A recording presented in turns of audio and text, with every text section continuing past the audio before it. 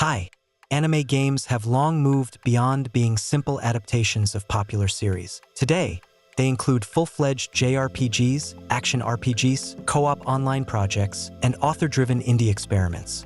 This year brought quite a few interesting anime games. There are deep, story-driven adventures, as well as online projects designed for dozens of hours of co-op play. There are big, high-budget releases alongside indie titles that stand out through atmosphere, music, and unconventional gameplay ideas. This video brings together the best anime games of the year, projects that explore the genre in different ways and show just how diverse it has become.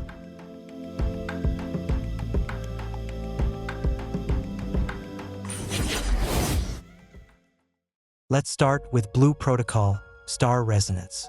This is a large-scale anime MMORPG with an isekai vibe, focused primarily on co-op, world exploration, and social gameplay. Up to the level cap, the game feels lively and engaging. Fast-paced action combat, smooth skill animations, classes with flexible talent trees, and constant forward momentum from quest to quest. At the endgame, the pace shifts sharply, progression turns into gear farming and daily activities, and without an active guild, the game can quickly feel like a grind. Another controversial point is the shop and gacha system. Spending money isn't strictly required, but cosmetics and skins are expensive, and player-to-player trading is heavily restricted. The game's main strength is its community. Blue Protocol truly shines when played with friends, as part of a guild, and without treating it like a hardcore MMO.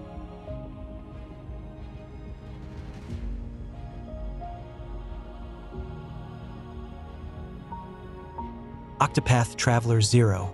This is a prequel to the series that unexpectedly became one of Team Asano's most cohesive projects. For the first time in the franchise, you control a single main character, create your own hero, and follow one unified storyline from the very beginning instead of a collection of separate tales. The combat system is deeper than before, up to 8 companions in battle, flexible skill setups, and more varied mini-boss encounters. A major new feature is the system for building and developing your own town, which adds a strong sense of progression outside the main story. Overall, the game feels calmer and more focused than the earlier entries. Yes, visually it's more modest than the second game, and the story sometimes leans on familiar tropes, but beneath that is a classic turn-based RPG with a huge amount of content and a richly atmospheric world. For longtime fans, it's almost a must-play, and for newcomers, it's one of the best entry points into the genre.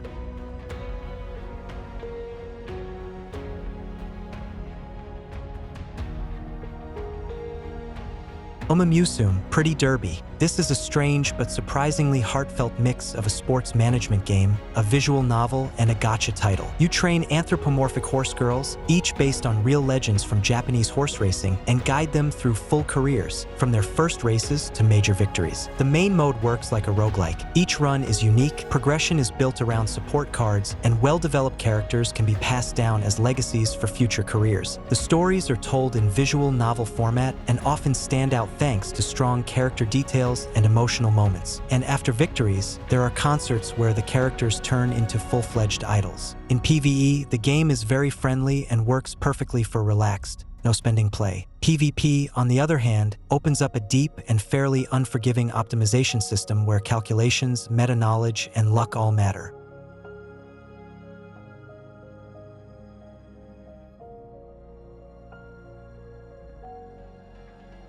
Story of Seasons, Grand Bazaar. This is a cozy farming life simulator that focuses less on tending fields and more on trade and community life. Instead of the usual put items in a box and get money, everything revolves around a weekly bazaar. Prices depend on demand, seasons, and trends, and smart planning can bring solid profits. Production is handled through windmills, which process resources, with their speed directly affected by the weather. Farming itself is intentionally simplified, no mines or grind-heavy dungeons, making the experience as relaxing as possible. The project's strongest aspect is its atmosphere. Fully voiced characters, festivals, social events, and a warm presentation create the feeling of a living town. Overall, it's not a competitor to Stardew Valley, but rather a calmer alternative for those who want comfort, steady pacing, and classic Harvest Moon charm.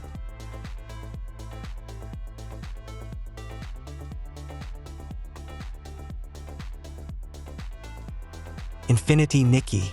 This is an open anime world where fashion becomes the core gameplay mechanic.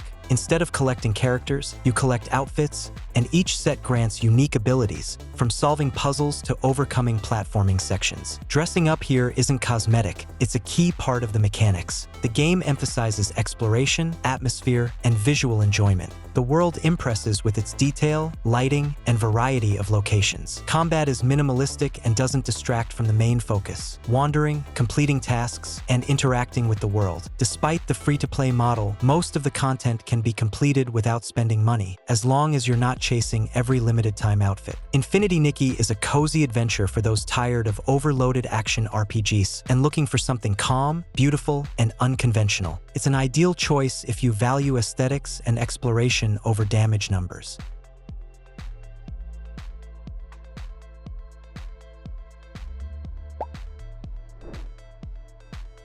Date Everything. One of the most insane and creative dating sims in recent years. Here, you build relationships with everything in your home: your bed, your fridge, your vacuum cleaner, and even your own emotions. More than 100 characters are fully voiced, each with their own story, personality, and multiple possible endings. The game feels more like a collectible dating sandbox than a traditional dating sim. The story is told with humor, self-irony, and a healthy dose of surrealism. Some storylines are short, but the variety and presentation more than make up for it. This is easily one of the strangest and most unconventional games of the year, and at the same time an experiment that will either completely click with you or miss your sense of humor entirely. But in terms of bold ideas, voice acting, and overall execution, it's one of the most memorable projects around.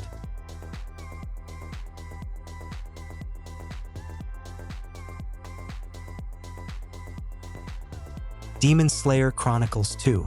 First and foremost, this is the perfect game for anime fans, and only secondarily a fighting game. The project continues the story, covers new arcs, adds the Hashira, and expands the character roster, turning the experience into an almost interactive TV series with cinematic battles and flashy team ultimates. The fights are more spectacular, the roster is larger, and the fan service is dialed up even further. Dual ultimates, canon scenes, and familiar locations make the single-player mode a joy for fans of the anime. At its core, however, it remains a fairly simple arcade fighter, and the new modes don't always shine in terms of balance, especially in the endgame challenges, where difficulty swings from boring to outright frustrating. For Demon Slayer fans, this is a must-have and the best way to relive their favorite anime moments. For everyone else, it's an expensive but visually impressive fighter without the depth of true competitive hits.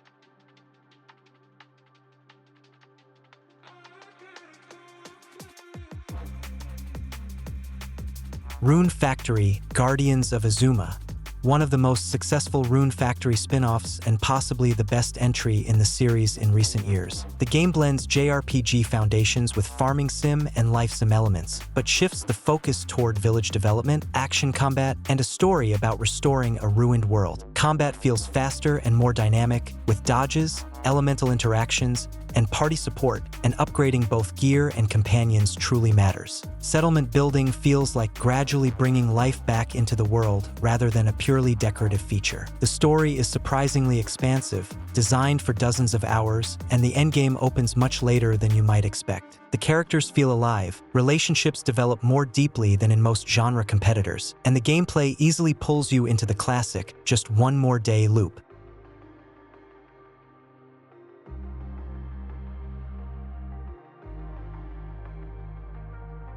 Final Fantasy VII Rebirth. A massive, ambitious, and confident step forward compared to Remake. The game takes the story beyond Midgar and opens up a large semi-open world, turning the hero's journey itself into the core of the narrative. The combat system blends action, tactics, and flexible character builds, allowing each hero to fill different roles without ever feeling like you've made a wrong setup. The story continues to move away from the original, adding new layers, mysteries, and narrative choices. Rebirth's world is huge and visually stunning, but side activities can sometimes feel overloaded with routine and familiar checklist tasks. Even so, it remains a benchmark sequel, emotional, technically impressive, and incredibly rich in content.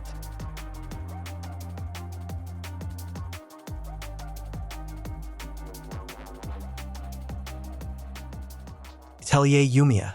This is the series' attempt to move toward a more open world and a modern JRPG structure without losing its alchemical DNA. Alchemy is more beginner-friendly here, yet still deep thanks to ingredient resonance and the gradual unlocking of system mechanics. World exploration is smoother as well. Fewer invisible walls, more verticality, and even the ability to craft basic items out in the field. The open world itself, however, is the most controversial element. The continent looks beautiful but feels somewhat empty, with few settlements and NPCs. Building your own base is an interesting idea, but the implementation is too shallow and lacks meaningful progression. The story does its job, but rarely stands out, especially compared to the darker narratives of earlier subseries. Still, charismatic characters, excellent music, and a pleasant atmosphere make Atelier Yumia a solid entry in the franchise.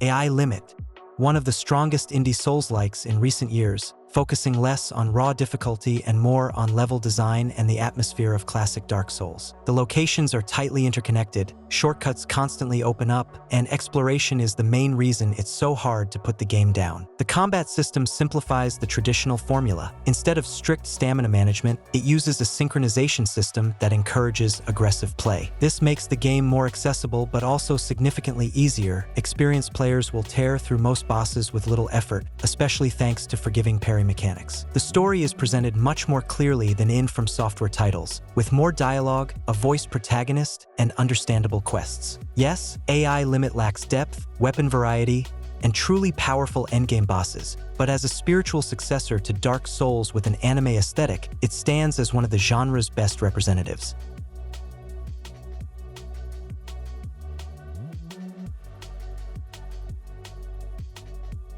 Solo Leveling, Arise OVERDRIVE, a rare example of a successful reimagining of a mobile gacha game into a full-fledged PC action title. Yes, the project uses assets from the mobile version, but reworks them with improved visuals, expanded combat, and, most importantly, the complete removal of gacha mechanics and aggressive monetization. After a somewhat rough start, the game begins to open up. Free mission selection, varied grinding, weapon, and hunter progression. The combat system has become deeper, adding blocks, parries, the Shadow Monarch form, and 4-player co-op without timers. The main issue is routine and artificially stretched progression. To advance the story, you often have to clear map percentages and farm resources. Still, for its price, it's a solid action RPG for solo leveling fans with good potential for the future.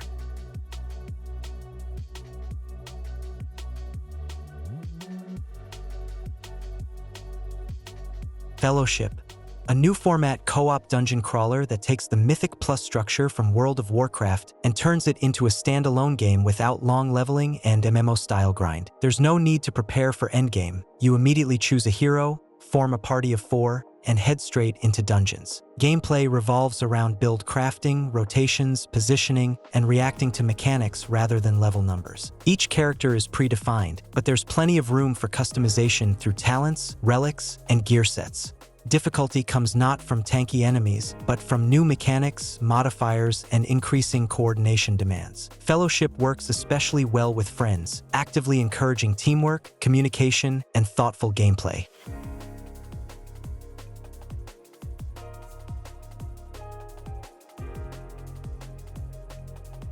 Wuthering Waves, a high-speed alternative to Genshin Impact, focused on action, timing, and an aggressive combat style. Parries, perfect dodges, and the ecosystem, which lets you transform into monsters, make combat feel far more dynamic and mechanically deep.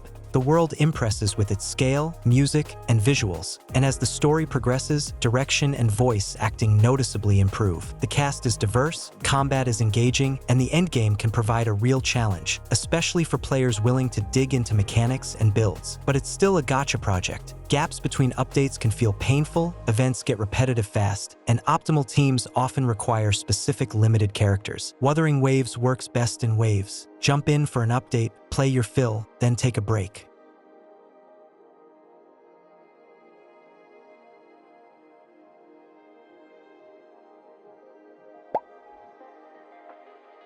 The first Berserker, a harsh, dark Souls-like that focuses on pure combat and the weight of every strike. The game isn't overloaded with systems. What matters here are timing, mobility, precise dodges, and a sense of rhythm, not endless meta builds. The combat unfolds gradually and generously rewards patience. As new skills unlock, your playstyle changes noticeably, and boss fights become not just difficult, but memorable, thanks to camera work, slow motion, and strong visual direction. The grimdark atmosphere is sharp and restrained, and the story is delivered briefly and to the point.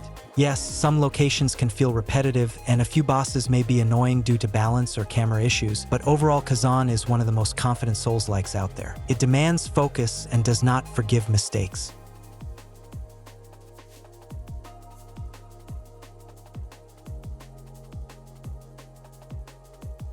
Silly Poly Beast, a rare example of an auteur-driven indie game that stands out not through polish, but through identity and style. The project blends action shooter, roguelike, and horror, telling a dark story about a girl forced to confront the monster inside herself. The gameplay constantly shifts perspective. Isometric views, side-scrolling segments, dynamic combat with a skateboard, firearms, and limited resources. Camera work, music, and sound design all support the atmosphere, while bosses are memorable not only for their mechanics, but for their presentation. The story is conveyed through choices and imagery, leaving room for interpretation and multiple endings. The game is uneven and demanding at times, but that's part of its character. Silly Poly Beast is one of the most unusual indie games of the year, and it leaves a much stronger impression than many big-budget releases.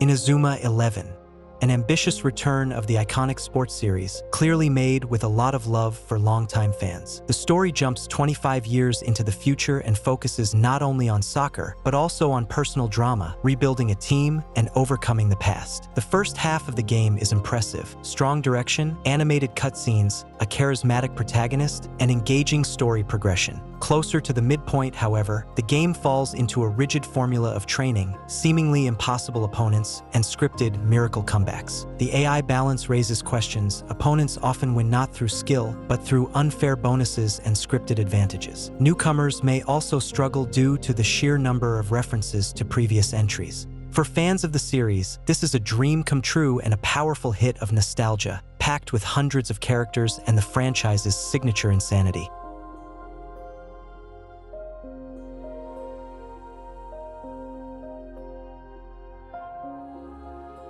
Atelier Resleriana, a surprisingly successful spin-off that brings the franchise back to a more classic JRPG form, despite its mobile origins. The combat here is among the best in the series. A turn-based system with turn order control and parry mechanics makes battles genuinely engaging. Alchemy is simplified but still addictive thanks to fine-tuning item traits, and quality-of-life features have been significantly expanded. Duplication, a massive inventory, and other conveniences make the experience comfortable from start to finish. Characters are, as always, a strong point of Atelier, and the atmosphere remains warm and cozy, despite a main story that isn't particularly gripping. Frequent loading screens and a weak narrative prevent the game from becoming the best in the series, but in the end, Resleriana still feels like a very pleasant JRPG.